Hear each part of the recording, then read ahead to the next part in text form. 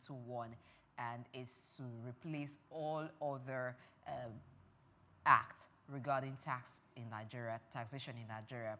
There have been contentious issues around the bill, areas of contention. One of them has to do with the VAT sharing formula proposed by the bill, and there have also been some issues of concern. So the Governors Forum had on their own suggested and made some amendments to the bill regarding the VAT sharing formula, different from what was proposed initially by the bill. And then the House of Reps have also made their contribution. So now that the bill has been passed by the House of Reps, what happens? Will it also be passed by the Senate?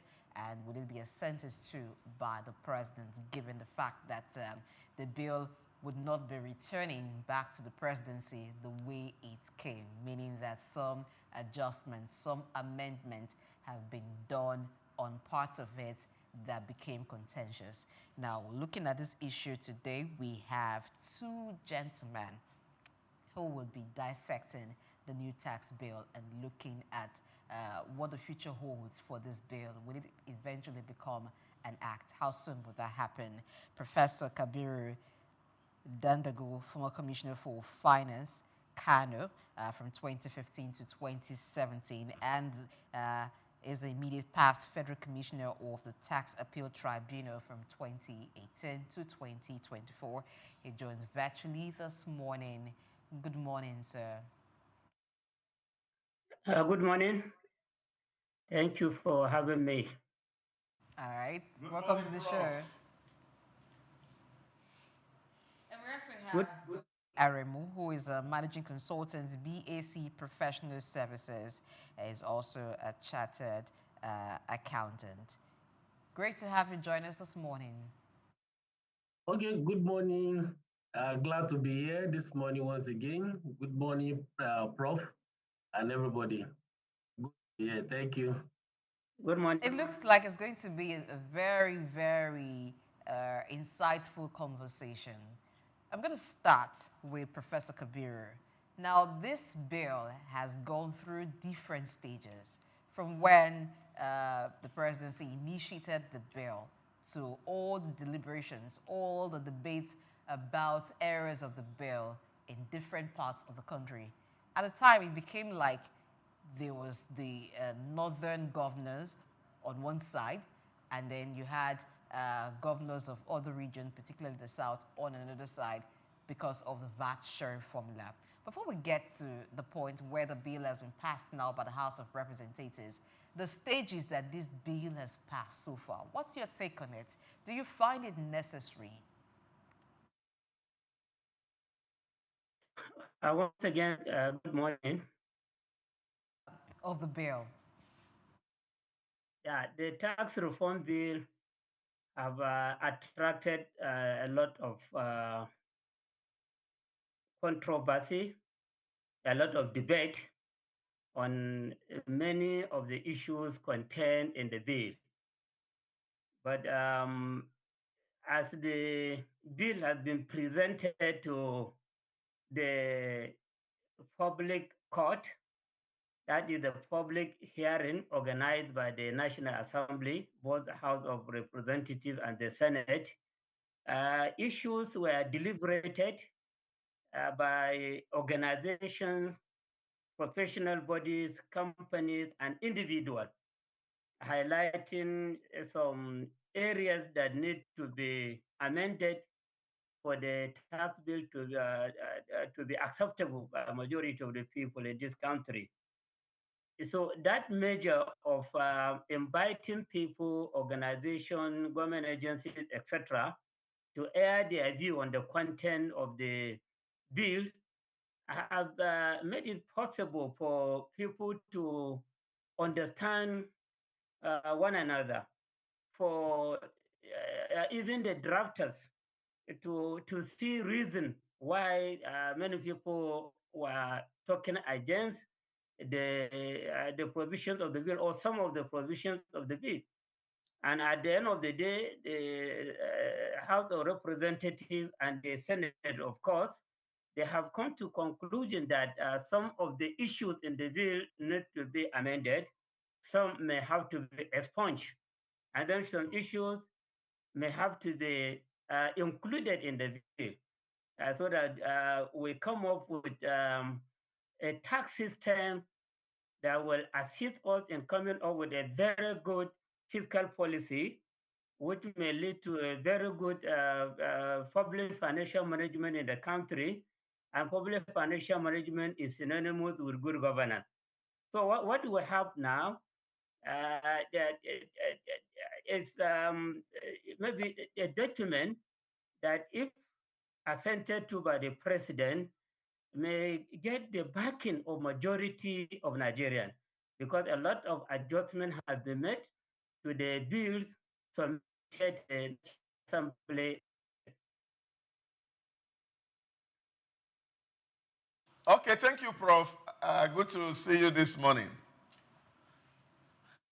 You, my brother. How is Kano today? Kano is fine. Kano is very peaceful. Beautiful.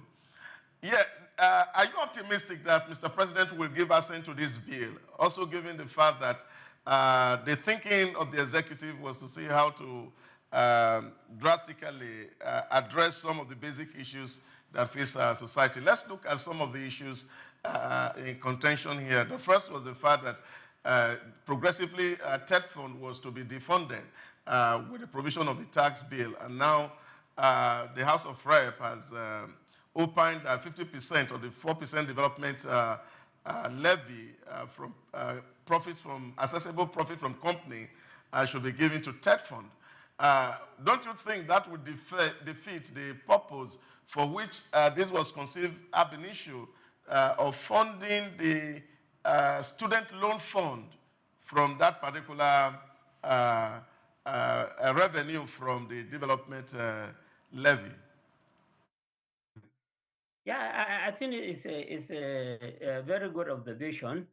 But what I'm saying is that as the bill was suggesting,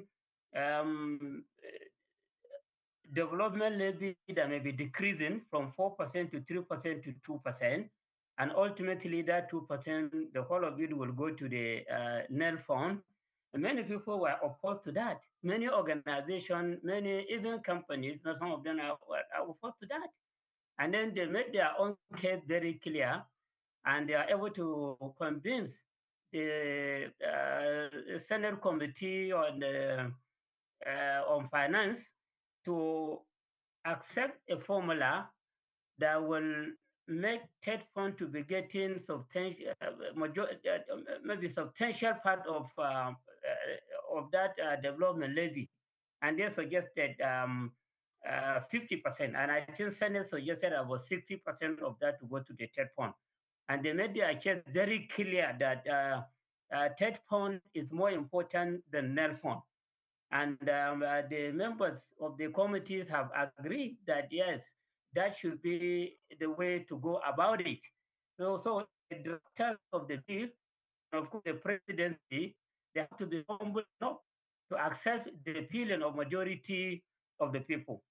And then this you are within the academic sector.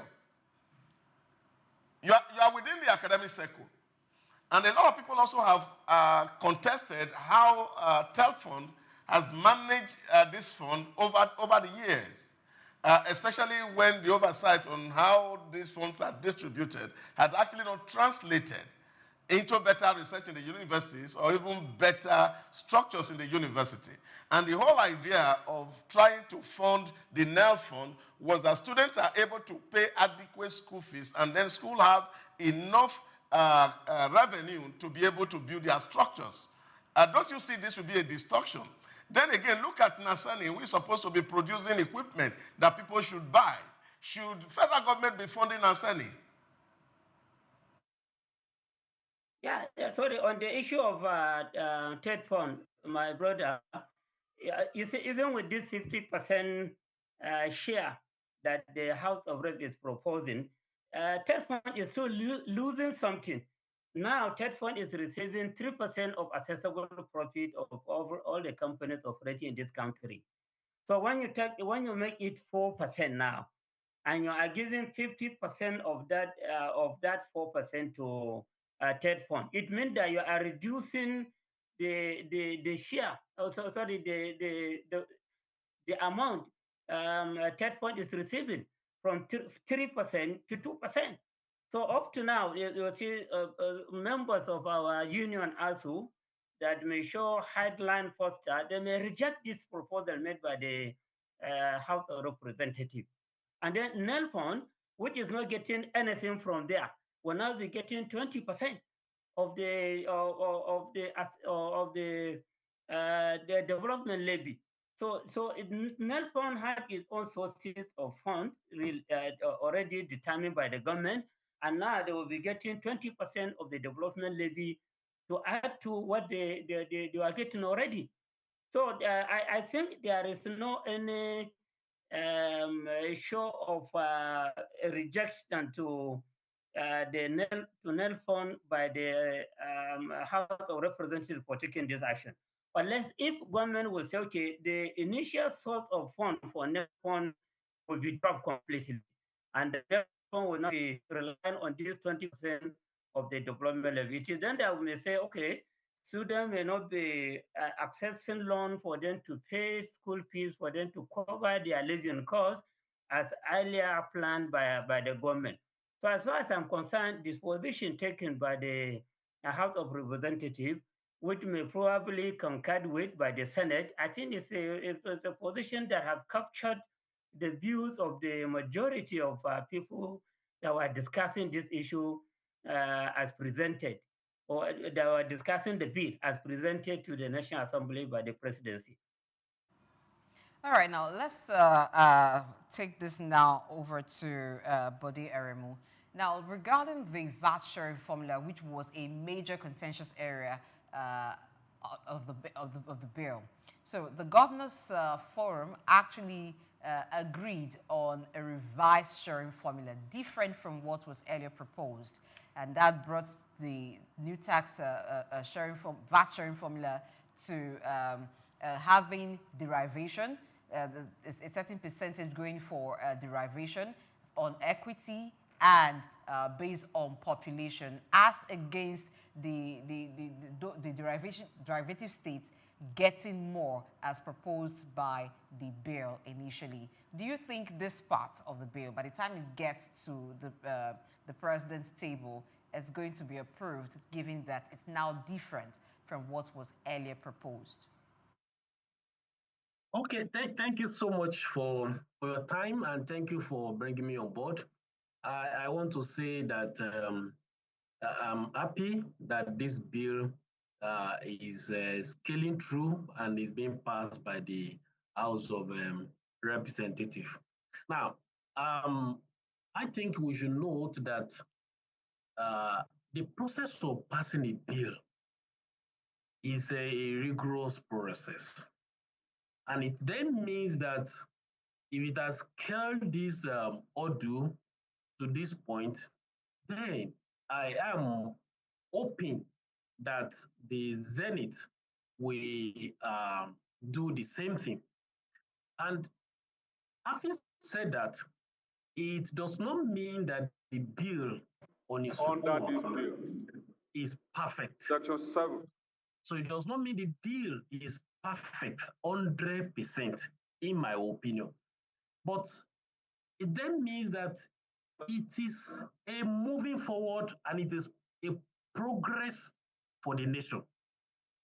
If we have to wait for a perfect situation or the bill to be perfected 100%, every concern to be taken into account, every issue to be resolved 100%, I think it will be a sign that we are going nowhere. It will be a sign that we are going nowhere. So, and for the fact that the tax law we're operating currently in Nigeria has been around for years, there is a need for a review. So that need is what the lawmakers, the executive are trying to attend to. So in my opinion, I believe that the bill will scale through the Senate, And I'm of opinion that the president will assent to the bill. Okay, but we had the decision from the executive that the VAT should be increased from 7.5% next year to 10%, then progressively to 15%. And we're also seeing that even in our neighboring countries, that a lot of people have actually moved their VAT upward, also in Europe and other parts of the Americans. Do you think this is progressive enough to retain 7% without factoring in the changing dynamics in the macroeconomic environment? I want your take. I also love Prof to make an input into this.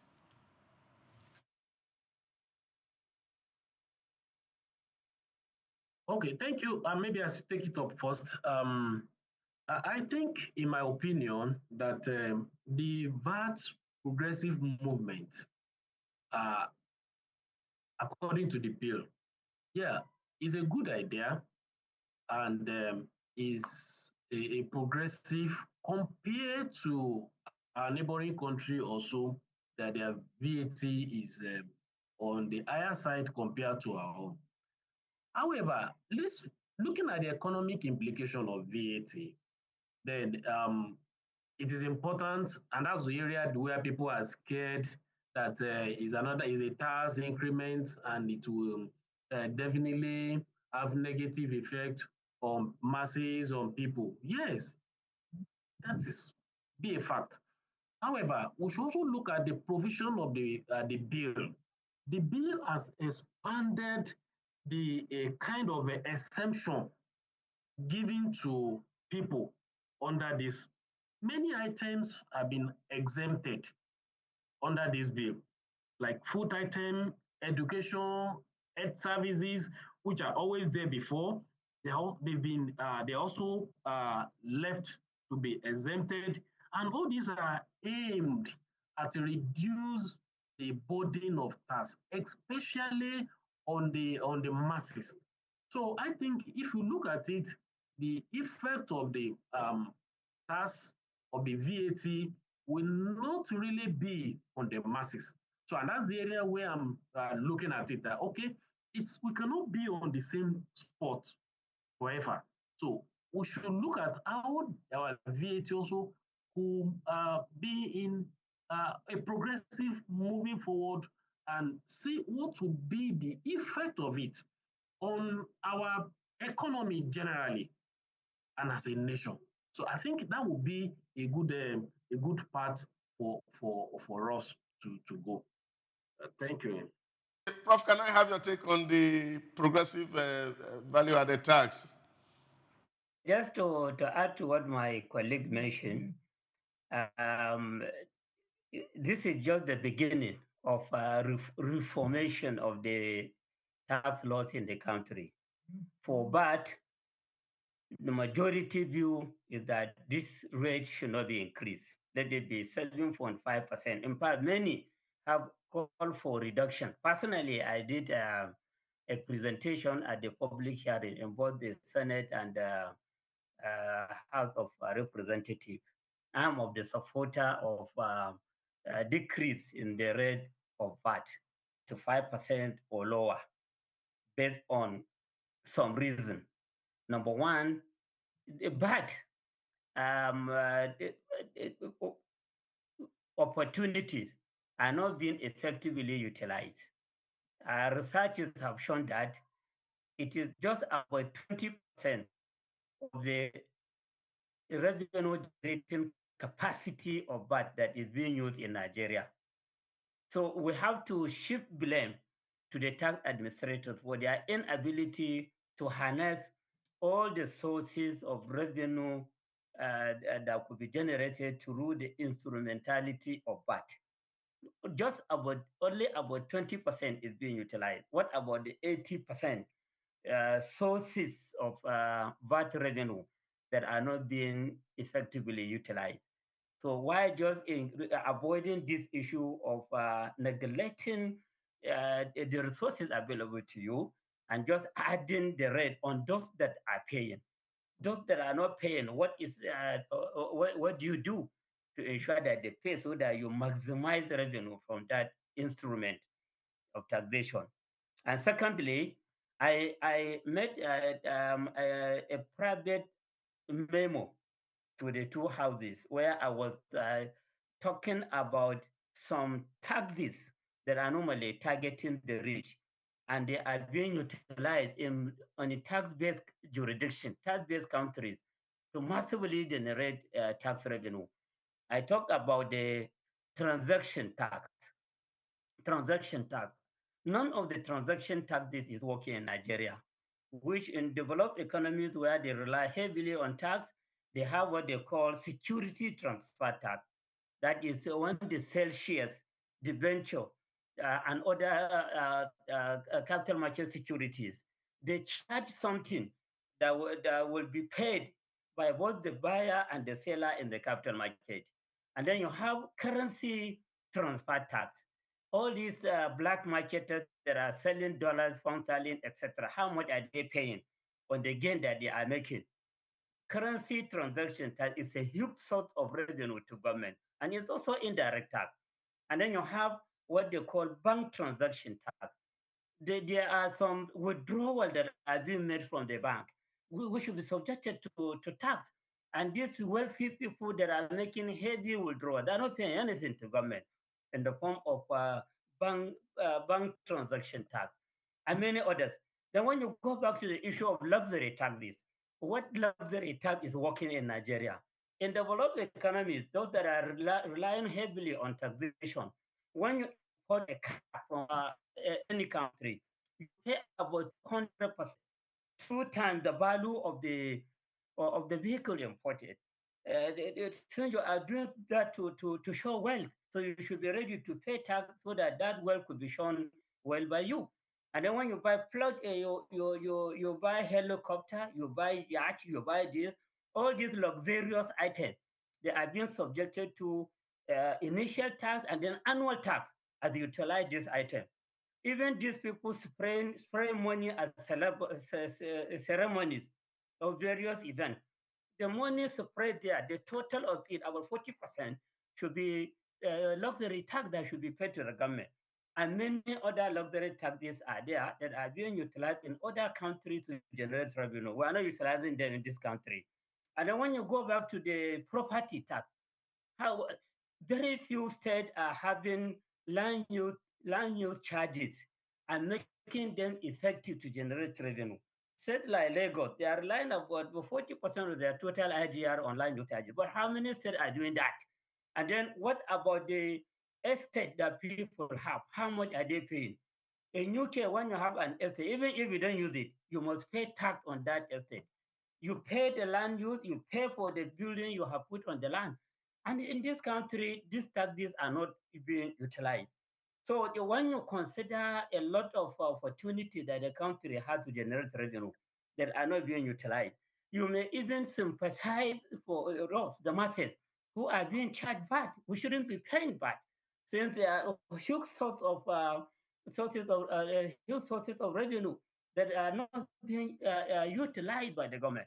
And then when you insist on this, when I made my presentation at the House of the Senate and House of Representatives, many people were happy.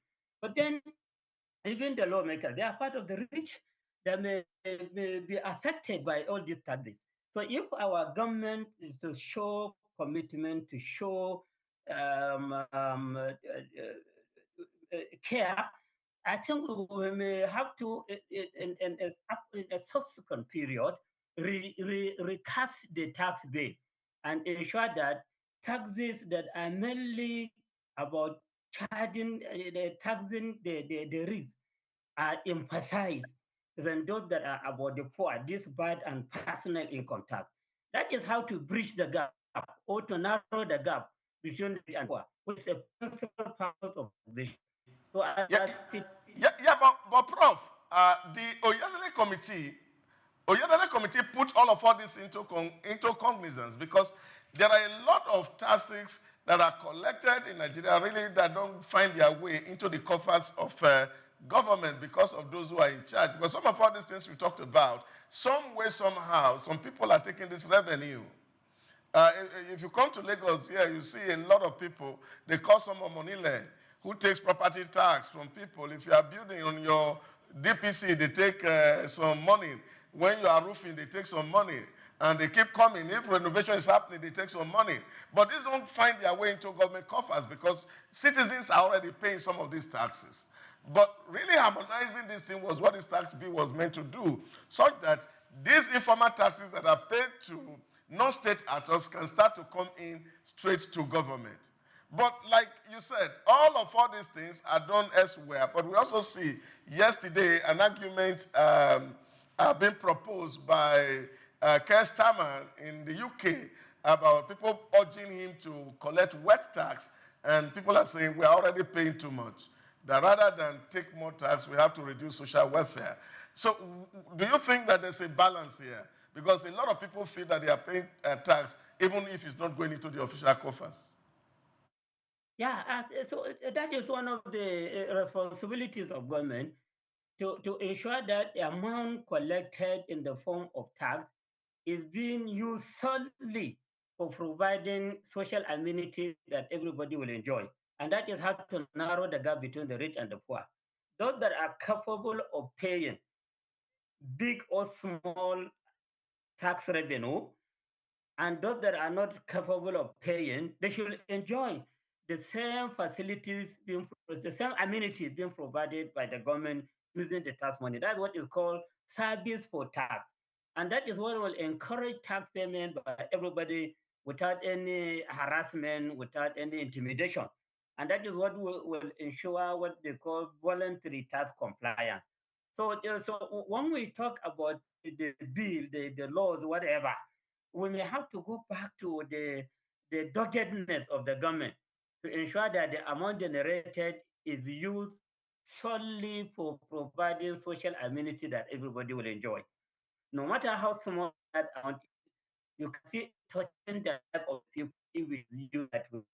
But when you allow this amount generated, no matter how big, to be siphoned into private pocket, people will not see the impact of taxation. And it is then that people will be complaining that we are paying too much, we are paying too much, because they don't see anything on the ground. But if they see a lot on the ground, to the extent that they are being relieved of some expenses that they incur as government, they don't provide electricity for themselves, water for themselves, school fees of the student. Government is doing all this. People will not be complaining about the tax that they pay. So the government should not just take this lawmaking on taxation as the solution.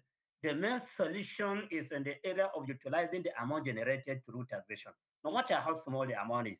And that is what will encourage voluntary tax compliance.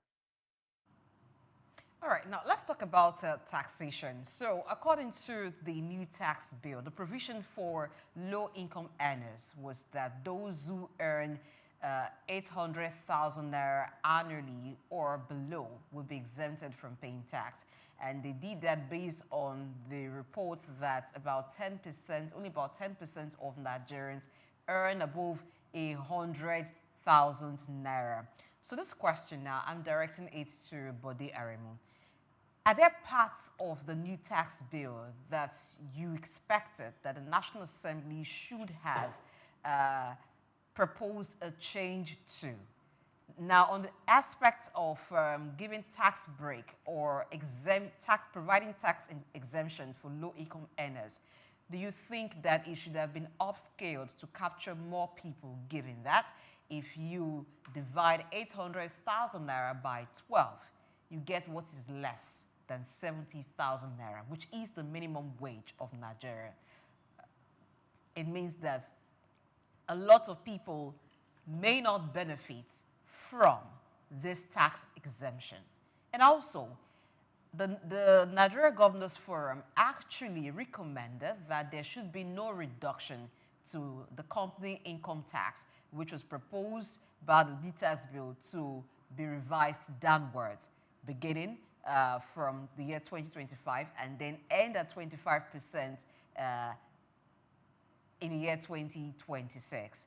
but they recommended that there should be no reduction given the economic conditions of the country. What's your take on that? All right, thank you so much. Let me come from the aspect, from the angle of the relief and the low income earner. I think, okay, let me come from this first. This bill, I think it's been very long they will have this kind of reform in Nigeria. So we should see it as a good idea and a welcoming idea. One, not because it's perfect, but because it gave us a confidence and it gave us an idea that suggestions can come thereafter, and they can also come to become amendment of this bill. So it means that it is achievable next time. So we have a lot of suggestion that is going on now. I'm also of opinion that the fiscal policy and the tax reform bill headed by our Honorable Taiwo Oyedele is not going to be a committee that will end their program immediately after the bill is passed. So I am of opinion that there will be room for improvement, for other suggestions, just like the way when the bill is under process, they give room for suggestion for different quarter, their links that they allow, they give link that people can put in their suggestion, their format. So I am of opinion that this same thing will still continue after the bill is passed, so that they'll be able to harvest welcome idea and improvement, and subsequently there will be other improvement that will amend the bill. Okay, having said that, on the aspect of the low-income earner relief, yeah, it's part of thing that as a low-income earner is of opinion that the what is given around 800,000, fine, it is far higher than what is in operation at the moment, but it's not enough. It is expected that the bill make a higher provision than that. Looking at the inflation rate and some other economic indices, it is expected that that benchmark is more than that. However, if it is at this stage, at this level, at this threshold that the bill is passed, it is fine. So there could be amendment going forward. Then again, on the aspect of a corporate income tax that the governors and some other people from other quarters are of opinion that it should not be reduced. Well, it is an opinion, and that is why I said passage of the bill is very good. I'm excited about it. Not because it's 100% perfect, but it's a progressive thing. It shows that we are moving forward. Then, what this signifies is that we have different opinion, and if it's not narrowed down, then the bill will remain bill forever. So, because there will also be arguments, suggestions from different quarter, from people, different opinion. So we have to nip it at the bud and look at what is fair and move forward from there. That could be amendment. So, but from my own angle and from my opinion on that, I think reducing it will have a positive effect on the business, at least on the medium, before it increases by gradually upward. So it's a sense of fairness that is reduced for now and gradually is increased back upward as a progressive. So it's very fine. Then we should also look at the advantage given to the businesses, the companies, businesses that have turnover of 25 million is accepted from CIT presently, but based on the bill, it's been moved forward to 50 million. What does that mean to businesses? It means that it gives room and enabling environment for business, sense of belonging, that business will strive for some time. Then when their businesses is being established, they are firmly established, then they are having turnover that is crossing the threshold of 50 million, then they are welcome to the fold of paying something as CIT taxes to the government. So it is a kind of opportunity for business to strive to balance at their activity stage before they now start uh, giving back to the society, giving back to to government in form of taxes and thereabout. Then again, it also allows stability of business in the sense that it's encouragement and incentive to business in the sense that some businesses that are below 50 million in terms of turnover, we also look at what level of um,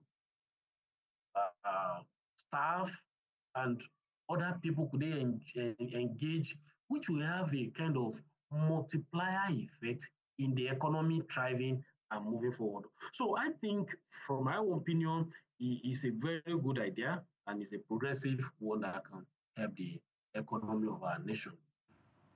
Professor Kabiru, please could you react to that? The issue of company income tax, which the NGF proposed that there should be no reduction, as opposed to what the initial bill proposes, that there should be there should be a reduction that will happen in series beginning from 2025. And then the threshold of low-income earners to be exempted from paying tax. Should that have also been looked at and maybe changed? For companies, the provision made, which have not been consented with by the House of Reps, is in order. We should not just be seeing companies as a cash cow. Companies too need to make very good income for them to continue to survive. As they make profit, the profit is taxed.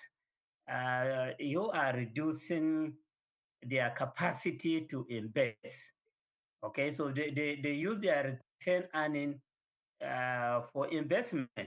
So in the event that the return earning is weak, then they will not be able to invest well. Just like individuals, when you tax my income too much, I'll be having less disposable income. So I cannot patronize the market.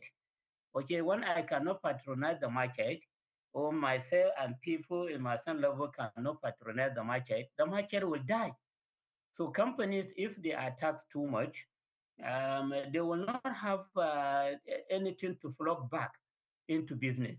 They may end up borrowing, and in the event that they cannot borrow, it means that they have to close up. And the moment companies are closing up, employment will be lost. A lot of disadvantages will come to the economy.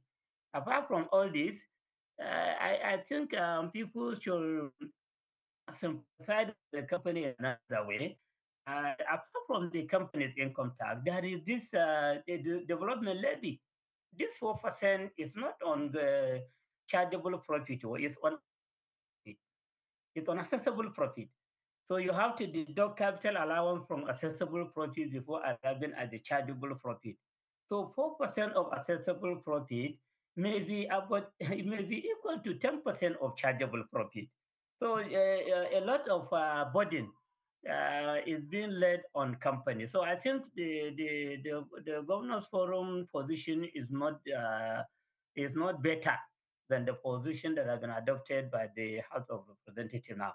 Let the companies be encouraged to continue to exist, because if they can't invest, if they can't expand, they cannot diversify their operation, they cannot make their product marketable, then they cannot exist. And if they don't exist, we are losing jobs. We are having too many unemployed people around that may go into too many antisocial activities. So I think that, as my brother here mentioned, for now, let's see what will happen in the next 4 years or 5 years. If there is the need for a reform again, the government in power may come up with suggestions which should be deliberated upon by the people, taking into consideration the economic situation at the moment. And then for the low income earners, I think the position adopted by the House of Representatives, which I'm sure will be concurred with by the Senate, is okay. Yeah, let us not burden the low-income earners with various dimension of taxes, levies, charges, etc., so that as individual we have enough disposable income to patronize producers of goods and services in the economy. But personally, I am not a firm supporter of making all people or most of the people to be outside the tax net. I'm a supporter of presumptive tax regime. In different countries of the world, they use presumptive tax regime as a way of building the culture of voluntary tax compliance. Even if it is 10 naira that I'm paying per month, I will be proud that I'm a taxpayer. My name will be in the register of the tax authority as a taxpayer. And then I will be entitled to tax clearance certificate. Okay, if I Okay. Professor Kabiru, you talked about being proud of being a taxpayer. Do you think, given the trust deficits that exist, the Nigerians have for the Nigerian government, subsequent to previous administrations and what we currently see, do you think Nigerians are proud taxpayers or would want to be proud taxpayers? And even for those who are paying tax, do you think that the percentage is fair enough to the taxpayer, 18%, 21% charged on the income? Do you think it is fair to the taxpayer? Should we have some reduction? Yeah, I said for now, Nigerians are not proud taxpayers. For now, Nigerians are not proud taxpayers. They don't pay and they don't want to pay for many reasons. But I am saying that I have studied about 30 different countries in the world that are having presented tax regime as a system of negotiating, a sort of negotiation in court with people that are in various trade, business, vocation, or profession. And they will agree as to the small amount they will be paying in the form of tax so that they can see themselves as proud taxpayers. And their name will be in the register of the tax authority. And then as they graduate to the level of paying conventional tax, they will now be treated as conventional taxpayers. So presumptive taxpayer, conventional taxpayer, all of them will now claim ownership of government. All of them will be proud to be the one funding the operation of government.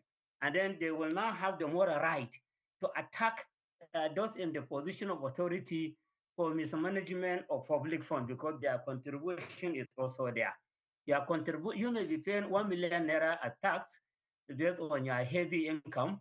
I may be paying 100 naira per month as tax based on my income as a university lecturer. So you pay 1 million, I pay 100 naira. Both of us will be having moral courage, moral right to challenge government for means of operation. And then both of us can contest election. You can come for as a councillor candidate, I'll come as councillor candidate. If I'm more popular than you, I'll beat you. Me that I'm paying 100 naira. Because I'm a taxpayer. I'm contributing toward national development. But in Nigeria, that culture is not there. So it is for this reason that I even made a private memo to the two houses that we need to institutionalize presumptive tax regime in the country, just as it is happening in many other countries of the world that have developed the culture of using taxation as the most important instrument for ensuring sustainable economic development. Yeah, but looking at some of the gray areas that people also have talked about, and of course, it seems that the political elite has glossed over it. The excess power given to the executive, the president, to either exempt people or companies from paying tax. And then, of course, the investigative power that is given to the tax authority to investigate people. Don't you see this can be used for political witch hunting? what can be used? What are you talking about? The presented tax that I'm talking about, or the No, no, no, no, situation no, we no. are I'm still in talking now? about some of the provisions of the currently passed tax law that says that the president, I think it's section 57, that the president has the power to exempt any company from paying company tax. And of course, can amend or repeal. And then, of course, the tax authority also have power to investigate individuals, maybe based on their lifestyle, to see whether they are paying tax or not. Yes. Don't you think this would be instrument for political witch hunting or for gain, as the case may be? No. You can employ any of the instrument without following due process. Yeah, the president is given the power to exempt a company from paying tax because he is the commander in chief of the country. He is the first citizen of the country, elected person based on trust. So if you see that this company is into a particular operation that will amount to the tracking sustainable economic development process of the country, he may say that this company should not be paying tax. What is wrong with that? He's using his own executive power. Look at the president yesterday using the instrumentality of his power to suspend a whole governor and the deputy and the whole House of Assembly.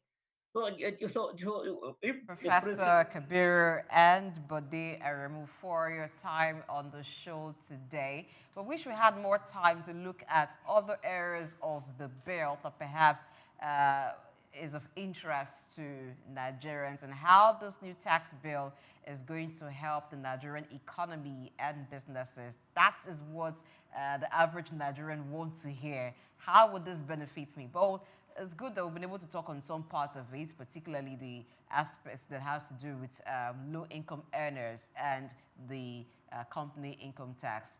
As there are more developments, we would find more time to talk about this. Let's wait to see what happens as the bill gets to the president. Thank you for being on the show, Prof. Okay. Thank you, All Bode right. Aremu. Thank you so much. Thank you so much. You are welcome. Can I give a passing message? All right. Thank you. Like Prof said, our culture of tax needs to improve. It is our culture of tax in Nigeria is on the deficit. It really need to improve. And the database, we need a database to track the revenue of government and also to improve on tax. Then the citizen will be able to hold the government on the aspect of accountability and transparency. Then we have a better tax environment, we have a better nation, and Nigeria will be better for all of us.